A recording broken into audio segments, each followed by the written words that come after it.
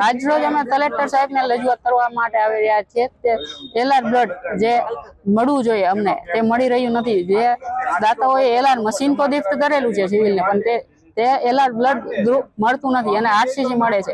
LR માટેની જે bed આવે તે પણ સિવિલમાં ઉપલબ્ધ નથી, જેના હિસાબે એલઆર બ્લડ મળતું નથી અને એલઆર બ્લડ મળતું નથી એના હિસાબે કઈ સાઈડ ઇફેક્ટ આવતા હોય છે, જેમ કે તીવ્ર માથું દુખવું, હાથમાં અને એમાં ચામડામાં એવા ડુંગળા થવા, એવા દાઢી આવી, ઠંડ આવી, એવા વધારે પ્રોબ્લેમ આવતા હોય છે। અને જે સિવિલમાં બ્લડનો પ્રોબ્લેમ છે એ તો ચાલી જ રહ્યો છે। જે ટેમ્પો થઈ રહ્યા છે તે મોસ્ટ ઓફ સિવિલ થેલેસેમિયાના નામે જ થઈ રહ્યા છે અને તે પણ તો પણ બ્લડ અમને પૂરતું મળતું નથી અને એક બોટલ બ્લડ પણ થેલેસેમિયા માટે ડોનેટ કરવા પડે છે।